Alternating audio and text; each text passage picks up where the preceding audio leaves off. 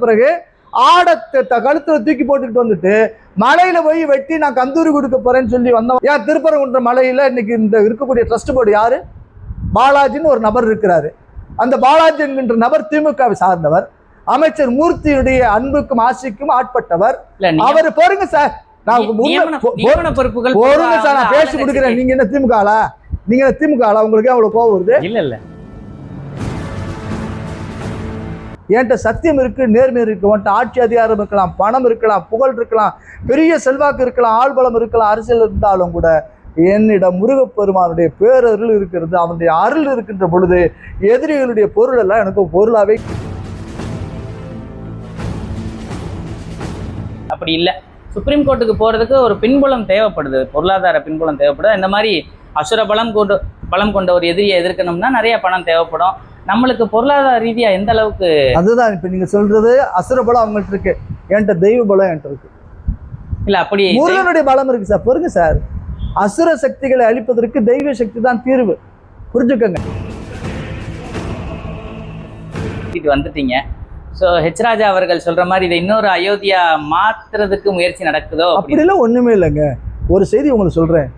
ஐயா மோடி அவர்களுக்கும் விருச்சிக ராசி அனுஷ நட்சத்திரம், எனக்கும் விருச்சிக ராசி அனுஷ நட்சத்திரம். நீதிபதி விமர்சிப்பீங்களா சார்?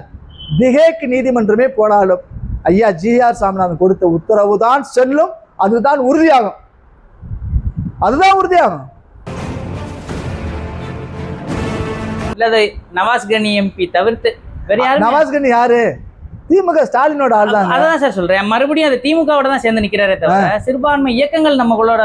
ஒரு விஷயம் புரிஞ்சுக்கங்க, இந்த இந்து முஸ்லிம் ஒத்துமை, மத நல்லிணக்கம், சமூக நல்லிணக்கம் சொல்லக்கூடிய வார்த்தை எல்லாம் உதட்டளவிலானது, உள்ளத்திலானது இல்லை.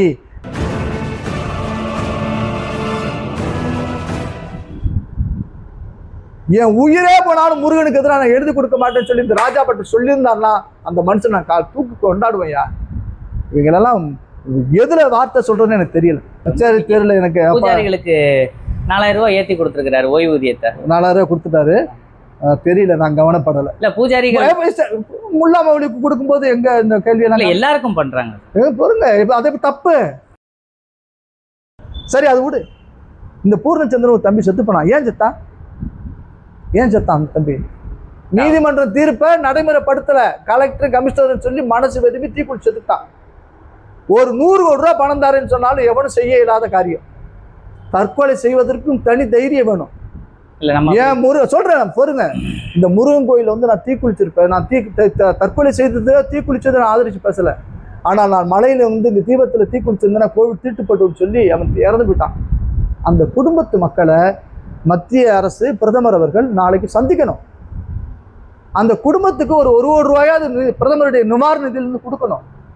அந்த பூர்ணச்சந்திரனுடைய மனைவிக்கு ஒரு அரசாங்க வேலை போட்டு கொடுங்க. 2 பிள்ளைங்க இருக்கா, சிவநேசன், இனியன் 2 பிள்ளைங்க. அவனுக்கு படிக்க உதவி செய்யுங்க. அவன் அப்பா பெரியசாமி இருக்கிறாங்க. ஒரு இந்து சமுதாயத்திற்காக தன்னுடைய உயிரை, இன்னுயிரை மாய்த்து கொண்ட அந்த குடும்பத்துடைய பாதுகாக்க வேண்டியது மட்டுமல்ல, அவர்களுக்கு உரிய கண்ணியத்தை நாளைக்கு மேடையில் கொடுங்க. நீதிமன்றம் தீர்ப்பு தீபத்தில் ஏற்றணும்னு சொல்லி கல்லில் கொடுக்கணும்னு சொல்லி தீர்ப்பு கொடுத்துருக்கல, அது மாதிரி ஒரு மினியேச்சர், ஒரு தீபத்தூண் போன்ற வடிவமைப்பை நாளைக்கு மேடையில் வச்சு பிரதமர் தீபம் ஏற்றி இந்த திமுக சர்க்கார், இந்து விரோத சர்க்கார், முருக விரோத அரசு நீதிமன்ற தீர்ப்பை அவமதித்து விட்டது அப்படின்னு சொல்லி நாளைக்கு நீங்க தீபம் ஏத்துங்க. நீதிபதிகள் தீர்ப்பு கொடுத்தவர்களுக்கு ஆதரவாக நீங்க நின்னுங்க. சட்டத்தின் கோவிலாக இருக்கக்கூடிய நீதிமன்ற கோவில்களுக்கு ஆதரவாக இந்த அரசு இருக்குன்னு சொல்லுங்க. நீதிபதிகளுக்கு ஆதரவாக இருக்கிற நீங்க சொல்லுங்க. இதெல்லாம் நாளைக்கு பிரதமர் சொல்லணும்.